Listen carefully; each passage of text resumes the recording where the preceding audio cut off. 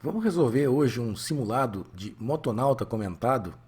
Eu vou fazer vários comentários legais. E olha, é um simulado de motonauta, para prova específica de motonauta, mas ela vale também se você estiver pensando em fazer ou vai fazer a prova de arraiz amador. Qual que é a diferença? A motonauta é um subconjunto de matérias que são cobradas na prova de arraiz amador. Lembrando que você pode fazer a prova de arraiz também valendo para a motonauta, tá?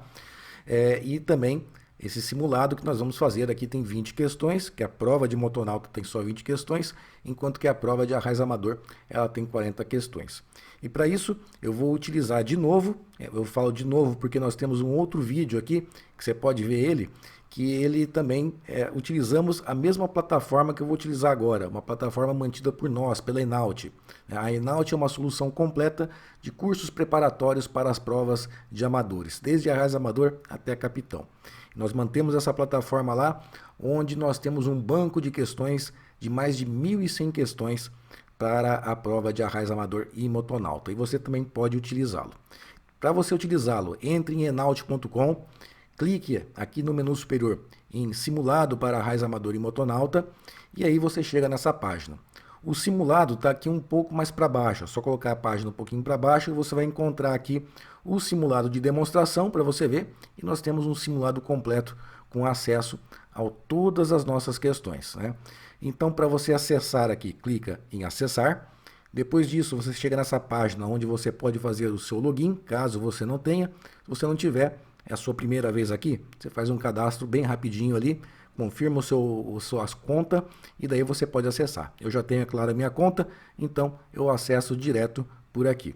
E daí eu vou lá para o simulado e vou selecionar o simulado de motonauta. Você vê que existe um simulado de arraiz amador, nesse caso são 40 questões aleatórias escolhidas do nosso banco de questões e são equilibradas aí por assunto, igualzinho à prova, e também você tem a opção de fazer só o simulado só de motonauta, só com os assuntos da prova de motonauta e com 20 questões. Se você quiser reforçar alguma parte do seu estudo, aí um pouquinho mais para baixo você pode escolher por assunto. Você vai ter acesso a todas as questões que nós temos a cada assunto de cada matéria que é cobrada na prova, seja de arraiz, seja de motonauta. Mas vamos lá para cima, vamos voltar ali, vamos gerar agora um novo simulado de arraiz, de motonauta, desculpe, e toda vez que você gera um simulado novo, entrega e começa um novo simulado com novas questões é montado para você. Então eu gerei esse simulado aqui, mas olha, se você quiser o PDF desse simulado também, eu vou deixar um link aqui embaixo na descrição do vídeo aqui no YouTube, onde você pode entrar lá nessa página que está aí na descrição.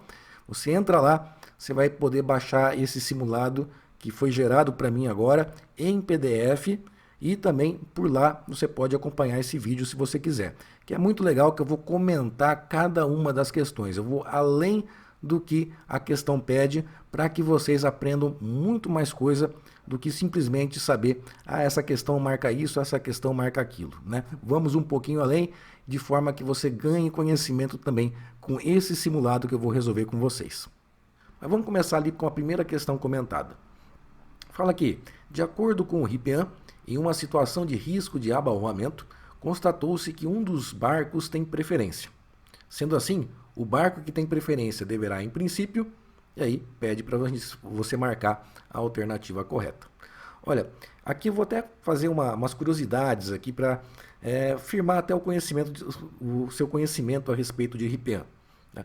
O RIPEAN, ele é um regulamento internacional para evitar o abalroamento no mar, batidas entre embarcações.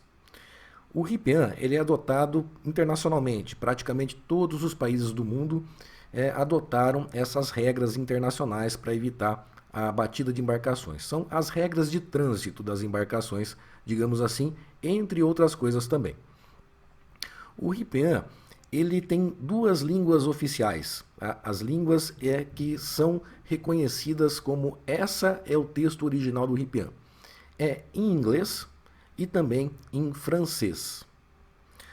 Em português, o texto que é traduzido, que você encontra em sites, no site da Marinha, em livros em português, não é um texto oficial do RIPEAN.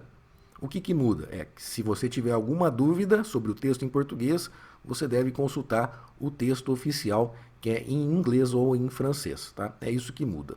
Mas algumas coisas mudam sim. Por exemplo, uma curiosidade aqui, olha. Preferência, né? Embarcação que tem preferência. Nós encontramos a palavra preferência aqui na tradução em português. Mas no original, você não encontra a palavra preferência. Isso foi feito de forma deliberada, né? Porque a preferência de uma embarcação não é absoluta. Eles decidiram lá que a palavra preferência não deveria entrar no texto original oficial do RIPEAN. Por que disso? É o seguinte, ó, temos duas embarcações que elas estão em rota de colisão, tá? Então, uma dessas embarcações aqui, em português, é a embarcação que tem preferência e a outra embarcação é a embarcação que deve manobrar. Quando a situação está começando a se desenvolver, a embarcação que tem preferência, ela deve manter rumo e velocidade. Já a outra embarcação, a embarcação que tem que manobrar, ela tem que manobrar de acordo com as regras para justamente evitar um abarroamento.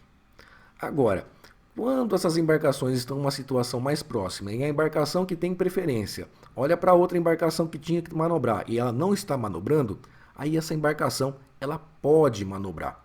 Aí é uma opção dela. E existe um terceiro momento no RIPEAN, é quando as embarcações estão tão próximas que, mesmo que essa aqui manobre, um abalroamento, uma batida é inevitável. E nesse caso, essa embarcação ela também tem o dever de manobrar. Então você vê que a preferência não é absoluta e foi por isso que essa preferência, a palavra preferência, não existe no texto original do RIPEAN. Em inglês, eles chamam de stand-on vessel.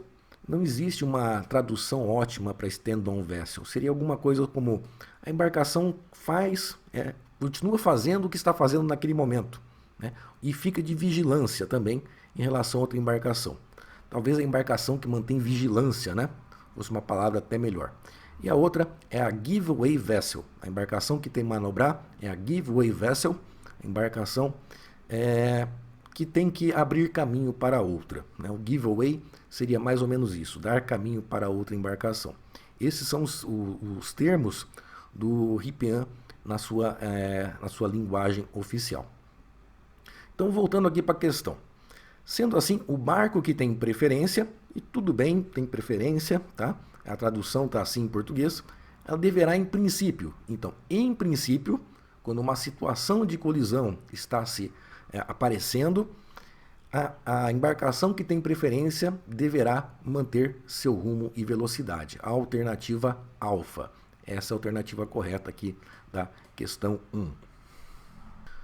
Vamos agora para a questão 2. Quais são os itens obrigatórios para pilotar um jet ski? Eu vou aproveitar isso aqui para falar o seguinte, olha. Até o início, acho que maio de 2022, existia a norma da autoridade marítima que regulava tudo a respeito de embarcações amadoras e atividades amadoras. Era a Norman 03. Mas nesse mês, eu acho que foi em maio de 2022, a Marinha ela emitiu uma nova norma, uma nova normativa, uma nova norma da autoridade marítima que agora é dedicada para jet ski. O conteúdo que existia, as normas que existiam a respeito de jet ski, elas migraram então da Norman 03, que inclusive mudou de nome, para essa nova Norman, que é a Norman 34. Então hoje está dividido a coisa assim. Tem uma Norman, que é a 03, que trata tudo a respeito de embarcações amadoras e atividades amadoras. E existe a Norman 34, que é a Norman que agora trata exclusivamente de normas relacionadas à utilização de jet ski, tá? Mas mesmo assim, Norman 03 ou Norman 34, essa nova que saiu agora em 2022. Essa pergunta aqui é a mesma resposta, ela não mudou, né? Item obrigatório para um jet ski. Você tem que ter uma chave atada ao pulso, a chave do jet ski tem que estar atada ao pulso ou então a qualquer outra parte do condutor, de forma que se ele cair, o jet ski ele se desliga. E outra coisa que o condutor é obrigatório ter junto a ele é o colete salva-vidas, tá? A Norman, ela fala que o colete pode ser do tipo da classe 2, 3 ou 5. Os equipamentos de salvatagem, eles são de 5 classes. A classe 1 é a, digamos assim, a que é mais pesada, tem mais requisitos para você construir um equipamento da classe 1. Ele é normalmente voltado para a navegação em alto mar, a navegação longe da costa, navegação oceânica. O classe 2, ele é um pouco abrandado em termos de requisitos e ele é normalmente voltado para a condução de embarcações na navegação costeira. O classe 3 é para navegação interior. O classe 4 é para serviços em altura, por exemplo, no costado do navio, né, que se você cai de uma altura, esse equipamento tem que ser um pouco diferente. E o classe 5 é esportivo, tá? No jet ski você pode utilizar a classe 2, 3 ou 5. Então vamos ver as alternativas aqui. Alfa, chave atada ao pulso ou a qualquer outra parte do condutor, beleza? E colete salva-vidas tipo esportivo. Também tá beleza, mas lembrando que poderia ser também classe 2 ou 3. O tipo esportivo é o classe 5. Óculos protetores. A Marinha recomenda o uso para evitar respingo de água no olho, mas não é obrigatório. Chave no pulso, ok? Pode ser também em outras partes do corpo. E colete salva-vidas, tem que ter também. Luva e óculos protetores também são recomendados e não obrigatórios. E na Delta, somente colete salva-vidas esportivo. Não, tem que ter a chave também atada ao pulso ou a qualquer outra parte do condutor. Então, a alternativa A aqui é a melhor alternativa. Vamos agora para a questão 3. O que vem a ser velocidade de segurança? E o que devemos fazer quando cruzamos com outras embarcações atracadas ou fundeadas, ou mesmo construções localizadas às margens de rios e canais? Essa questão aqui, ela junta RIPEAN, que é lá no RIPEAN que está definida o que é essa tal de velocidade de segurança, e também ela mistura com conceitos que estão lá na Norman 02. A Norman 02 é a norma da Autoridade Marítima para a Navegação Interior. O que acontece?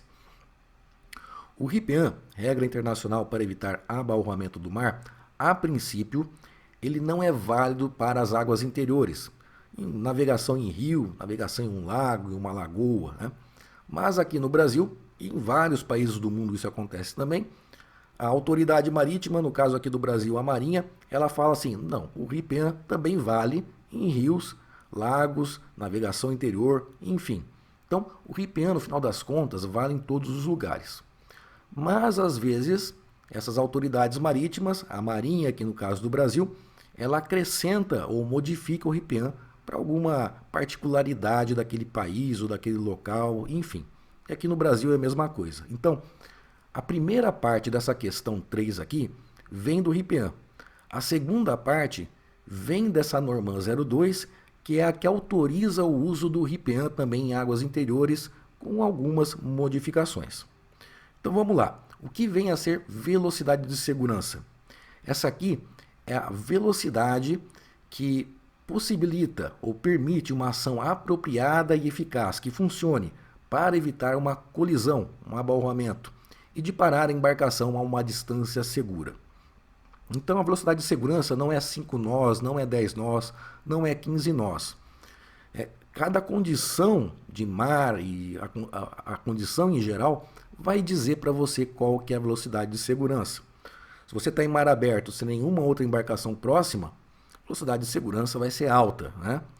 Se você já está com visibilidade restrita em uma região que tem muito tráfego de embarcação, né, aí a sua velocidade de segurança ela vai ser baixa, né? Então depende das condições do momento, tá? Não existe um número para ela. A única coisa é que essa velocidade de segurança tem que ser tal que você é capaz de evitar uma colisão e de parar a embarcação a uma distância segura, uma vez que você precise pará-la, tá? Agora, na segunda pergunta aqui, o que nós devemos fazer quando cruzamos com outras embarcações atracadas ou fundeadas, ou mesmo construções localizadas às margens de rios e canais? Isso aqui veio da Norman 02, como falei para você. Isso aqui é bastante óbvio, né, pessoal? Nossa embarcação, ela produz ondas, certo? Principalmente em rios, em lagos, né? Essas ondas, chamadas de banzeiros também, elas vão viajar até a margem e nessa margem, se há outras embarcações fundeadas ou atracadas, se essa onda, esse banzeiro, ele for muito alto, pode danificar essas embarcações ou mesmo construções. Então você reduz a velocidade lá. A alternativa aqui que completa corretamente a pergunta da questão 3 é a B. É a velocidade que possibilita uma ação apropriada e eficaz de evitar uma colisão e de parar a embarcação a uma distância segura. Ao passar por embarcações fundeadas ou atracadas às margens de rios e canais, nós devemos diminuir a velocidade. Questão 4 agora. Uma boia à noite emitindo uma luz amarela poderá significar. Isso aqui é sinalização náutica, né? Uma boia. Então veja, o Brasil ele adota o sistema chamado IALA B, IALA Bravo. Existe no mundo o IALA A e o IALA B. O IALA, digamos assim, faz um conjunto de regras para a sinalização náutica no mundo inteiro. É uma padronização da sinalização náutica. Tem duas padronizações, a diferença entre o IALA B e o IALA A é pouca, mas o Brasil adota o IALA B. Tanto faz sendo IALA A ou IALA B, existem 5, digamos assim, classes de boias que você deve conhecer. A primeira delas é a classe de boias que sinaliza os canais, a sinalização de canal lateral. Tá? A segunda classe é a chamada sinalização de boias cardinais. Essa sinalização aqui ela serve para dizer para você um setor em que é seguro você navegar.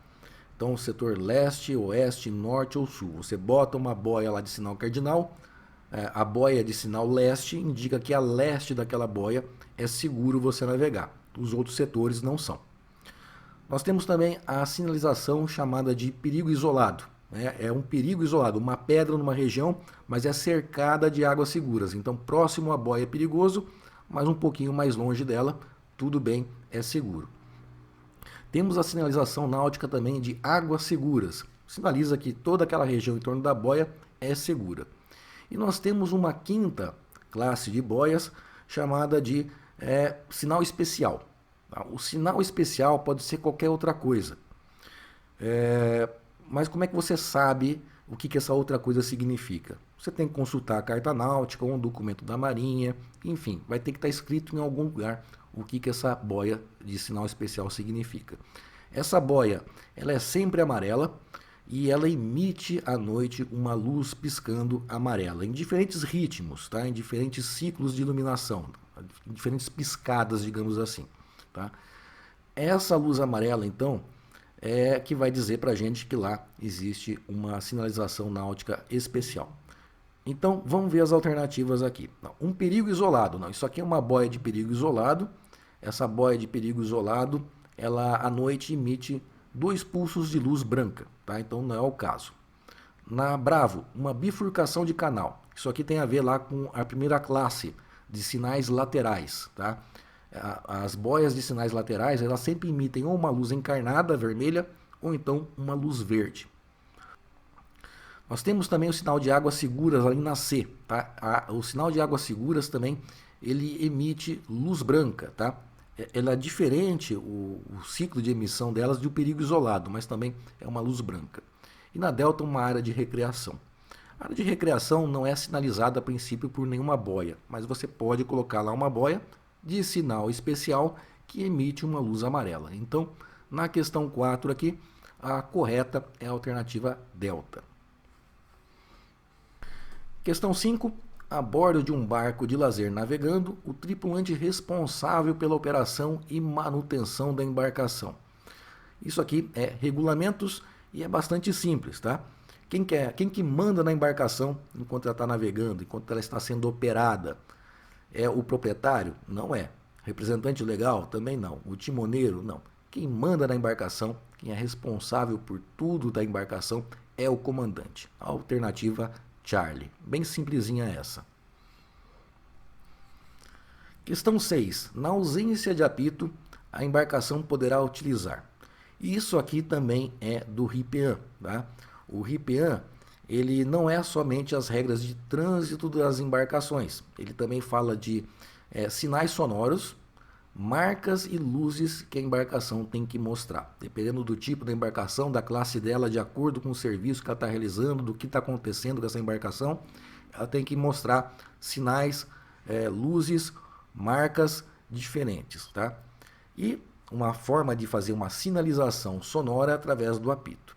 Agora, na ausência de apito, a embarcação ela pode utilizar uma buzina ou sino para sinalizar as suas intenções, tá? Então é a alternativa alfa. O holofote que está na Bravo ali, ele serve para uma embarcação indicar um perigo para outra embarcação. Tá? Na Charlie, uma série de foguetes pirotécnicos lançados sequencialmente. Foguete pirotécnico é para você emitir um sinal de socorro. Né? E na Delta, um gongo para manobrar à noite. Não, o gongo ele existe em algumas embarcações também, é um sinal sonoro do RIPEAN, mas ele não serve para substituir o uso do apito. Então, a alternativa alfa. Questão 7. Uma pessoa mareada, enjoada, deve ser acompanhada com cuidado para que seu estado não piore. O problema aí é desidratação, né, gente? Convém nesse caso. E olha, é muito cobrado essas questões aqui de primeiros socorros, tanto na prova de arraiz amador quanto de motonauta. Essa aqui é um exemplo de questão. No curso que nós mantemos, no curso teórico de arraiz amador e motonauta, eu faço alguns alertas sobre isso, tá?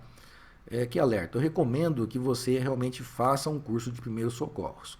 O que a gente aprende lá, eu acho que é só realmente para marcar um X na prova. Não que tenha coisa errada, mas tem coisas lá que a gente tem que ver com certo cuidado ou que talvez não sejam as melhores práticas atualmente, tá? Então, segundo o que a gente explica no curso e que você vê em apostilas, em livros por aí. Uma pessoa enjoada, o procedimento correto é você deixá-la no convés tomando um ar fresco. É isso mesmo, tá? Não é para dar bebida quente, não é para deixar em lugar fechado, não é para misturar a bebida gelada e deitá-la em local fechado, não é para dar comida gordurosa em pequenas porções. Deixa ela respirar um ar lá do lado de fora, alternativa Bravo.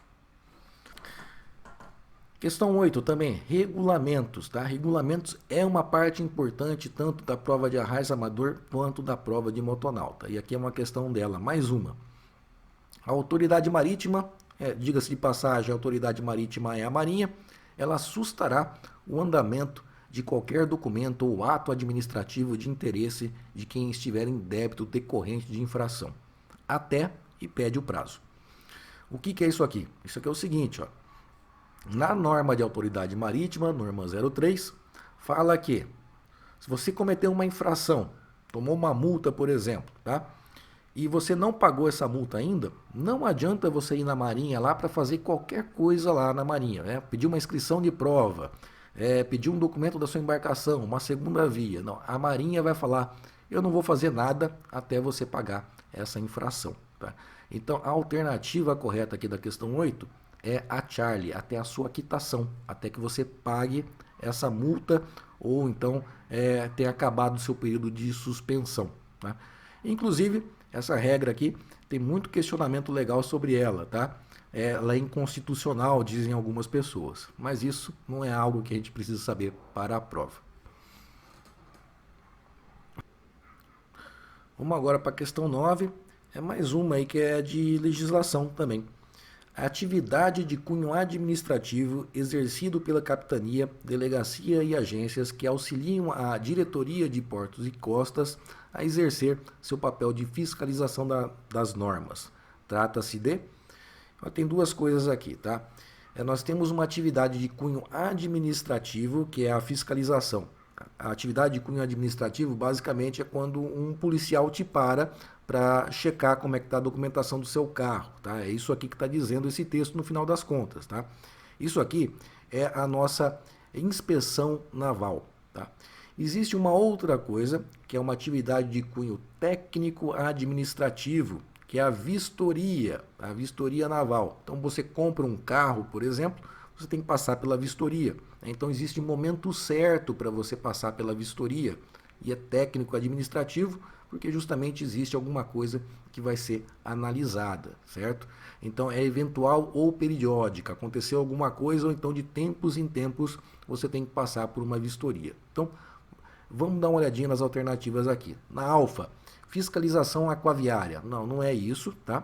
Na Bravo, vistoria inicial. Não, vistoria inicial é uma das vistorias que você tem que conhecer também, o que significa ela, para a prova de arraiz e prova de motonauta, mas não, ele está falando aqui de outra coisa, né? A vistoria inicial é uma vistoria e ela é técnico-administrativa, não é administrativa.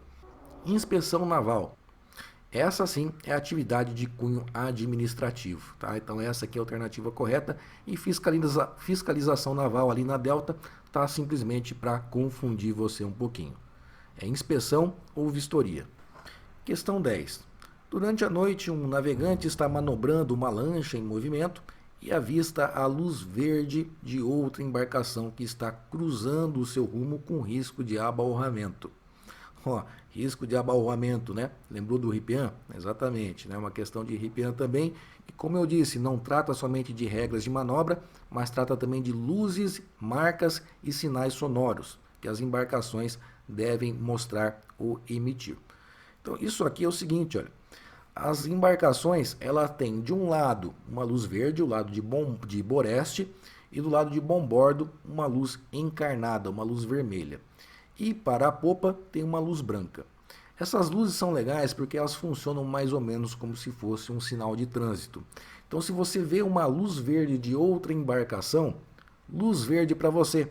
Você é a stand-on vessel, a embarcação que em português ela é a embarcação que tem preferência, tá? Já se você olha a outra embarcação e você vê uma luz encarnada, uma luz vermelha, opa, sinal vermelho para você, né? Você é a embarcação que tem que manobrar e evitar de bater na outra embarcação. Então, o que tem que fazer aqui nesse caso? Vamos ver lá. Na Alfa, guinar para boreste. Não, eu estou vendo justamente o que? A luz verde. Eu sou a embarcação que tem preferência. Quando eu olho aquela embarcação lá, a princípio eu devo fazer o quê? Eu devo manter meu rumo e velocidade, né? Então, não é nem a Alfa, nem a Bravo, guinar para bombordo nem para boreste. É a Charlie, ó, manter rumo e velocidade. E a Delta também não. Aumentar sua velocidade não, porque eu tenho que manter rumo e velocidade. Então, a alternativa C. Questão 11, é mais uma a respeito de primeiros socorros. A vítima de hemorragia deve ser aquecida para, e aí vamos lembrar, evitar o choque, tá? A falência múltipla dos órgãos. Basicamente é isso que você deve fazer com a vítima de hemorragia. Segundo o que é estudado aí para a prova. Não é para evitar a hipotermia, nem para evitar o sangramento, nem melhorar o seu conforto. Questão 12, agora é de meteorologia. Foi um assunto que entrou nas provas de arraiz, amador e motonauta não muitos anos atrás. Eu acho que deve fazer cerca de 2 anos, mais ou menos, que veio a entrar essa matéria aí para arraiz, amador e motonauta. Qual que é o vento mais constante no planeta Terra? Isso aqui tem que decorar também, tá, pessoal? Mas vamos explicar um pouquinho mais sobre esse vento. Ele está falando de ventos da circulação geral do planeta. Ventos numa escala planetária, né? Não é efeitos locais, não é porque tem uma frente fria, não é porque aqui está quente, aqui está frio, não. Pensando no planeta como um todo, né? Como é que ele funciona, né? Nós vemos que existe um cinturão de baixa pressão próximo ou muito próximo do Equador, tá? E nas latitudes de 30 graus para o oeste, 30 graus para o norte e 30 graus para o sul, existe um cinturão de alta pressão. Veja, a atmosfera é um fluido, é um gás, né? E ele quer fluir um gás, ele gosta de fluir da alta pressão para a baixa pressão. Isso acontece em escala planetária, né? Fora efeitos locais, que às vezes deslocam esse vento, se a gente tirar esses efeitos locais, a ideia é que o ar sempre estaria fluindo em baixo nível, da latitude de 30 graus aproximadamente, nos dois hemisférios, em direção ao Equador, tá? E esse movimento do ar aí é justamente que dá origem aos ventos alísios, que são conhecidos como os ventos mais constantes no planeta Terra. Eles sopram em torno do planeta inteiro, né, nas latitudes próximas ao Equador, e não param o tempo todo, né? Sempre tem um ventinho lá. Esse vento alísio é um vento leve a moderado que está sempre lá presente, independente do local do planeta, fora efeitos locais, é claro, né? E independente da época do ano. Então, a alternativa Charlie. Questão 13. Quantas boias salva-vidas os iates deverão dotar? Então aqui está falando da dotação. Dotação é o que tem que estar dentro das embarcações para que elas possam aí navegar, tá? E está perguntando sobre o equipamento de salvatagem, que é a boia salva-vidas. Os iates são embarcações de grande porte. E as embarcações de grande porte, em relação às boias salva-vidas, elas têm que ter pelo menos duas boias, tá? Inclusive uma delas tem que ter uma retinida, um cabo flutuante amarrado a ela numa ponta com a outra ponta solta.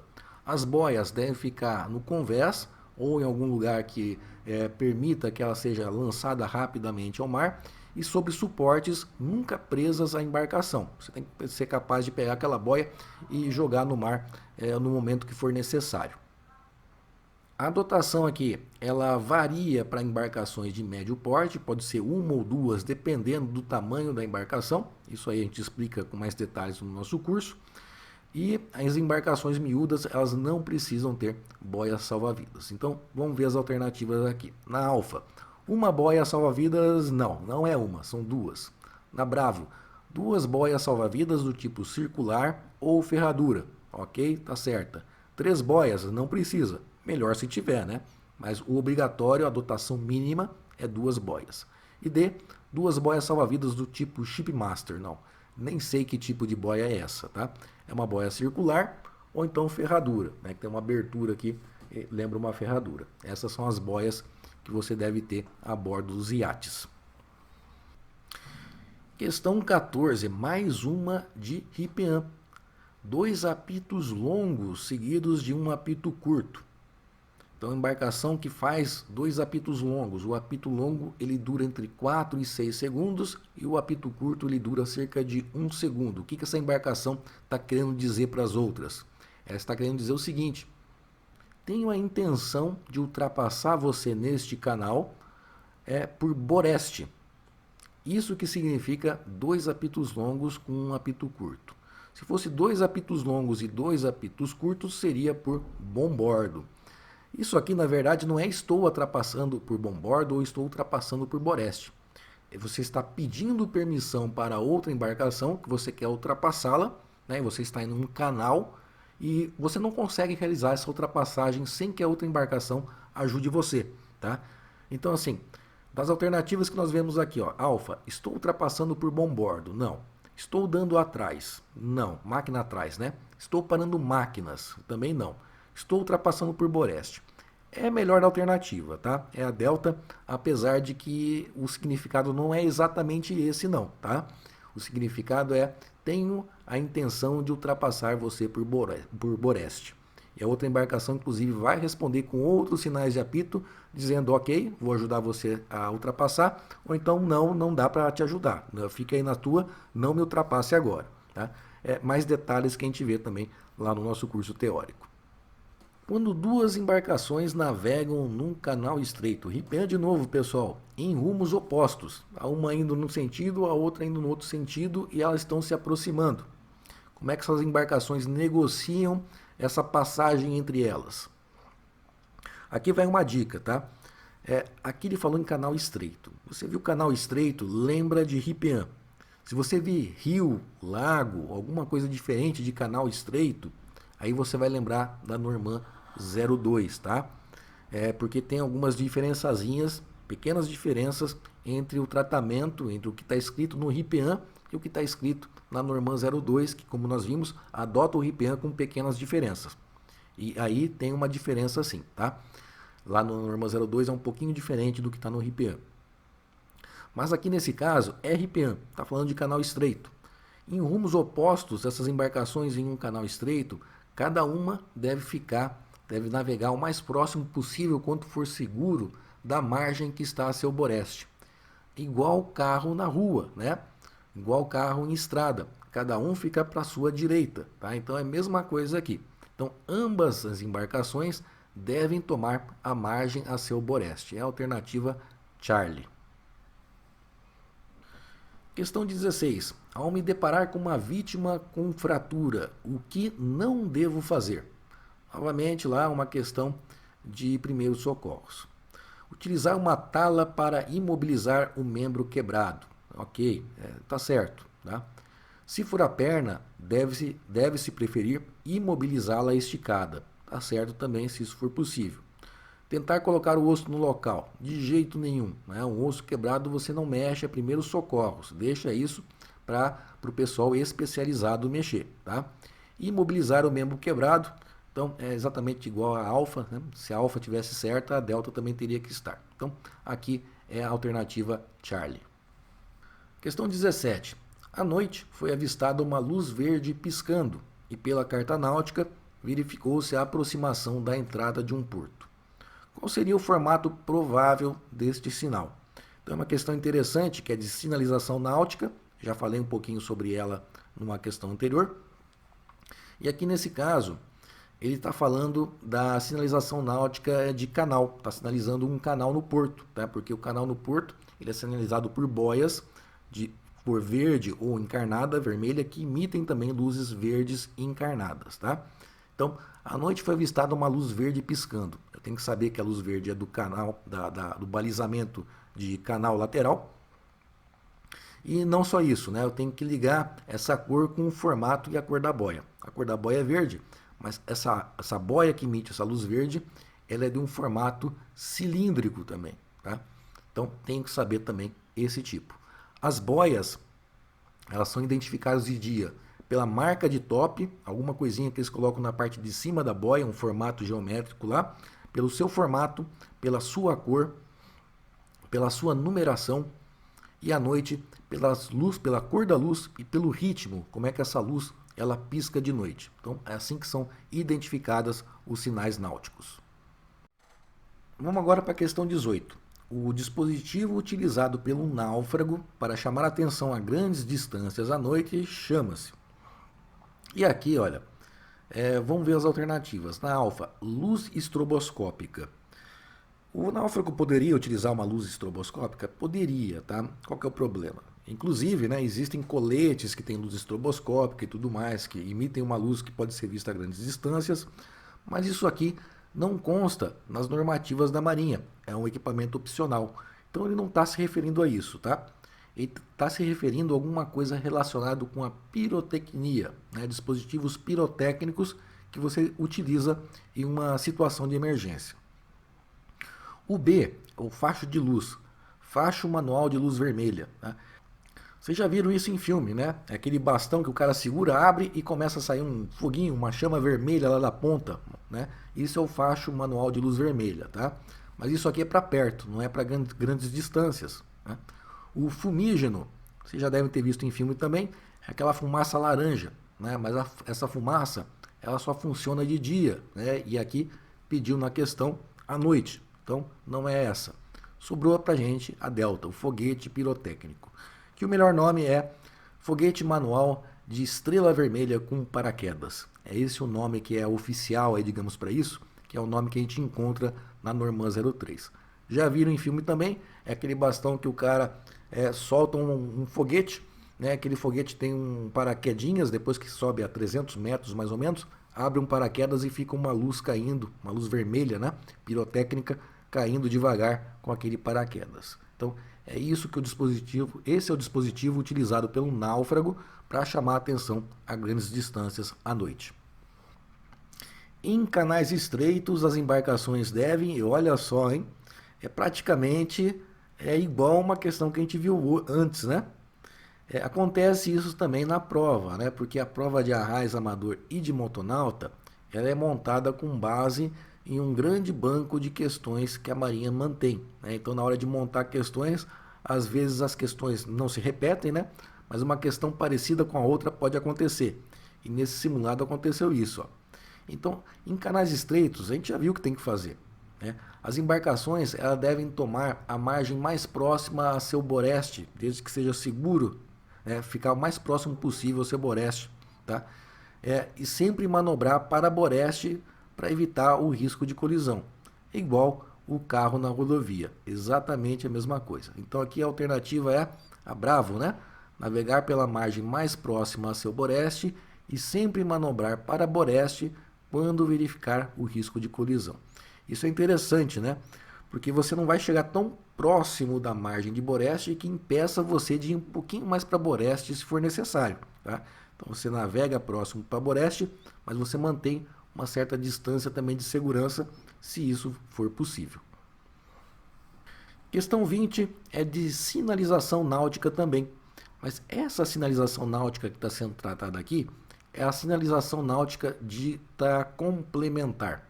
Ela complementa os sinais náuticos, a sinalização náutica do sistema IALA-A e IALA-B. Né? O Brasil adota o IALA-B.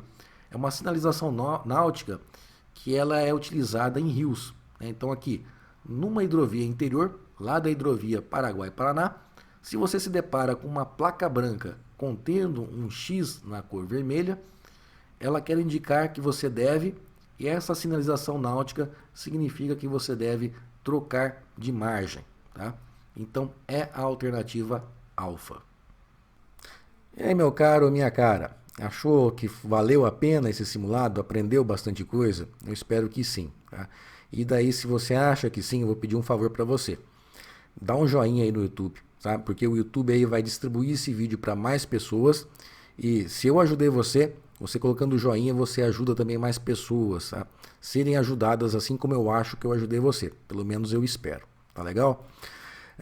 Bom, não terminei aqui ainda não. Vamos entregar o simulado para ver se eu acertei tudo mesmo. Então vou aqui para o fim, termino, clico nos botões aqui para terminar. 20 de 20 questões eu acertei sim, tá? Então a gente pode conferir depois o gabarito e a resposta correta aqui, qual que é a alternativa correta. E depois que eu entrego finalmente, depois de ter visto as respostas, eu posso imediatamente começar um outro simulado com novas questões selecionadas do nosso banco de questões. Fora isso, se você necessitar, acha que é interessante também ter aulas teóricas sobre isso, conheça lá no enault.com o curso teórico de arraiz amador e motonauta.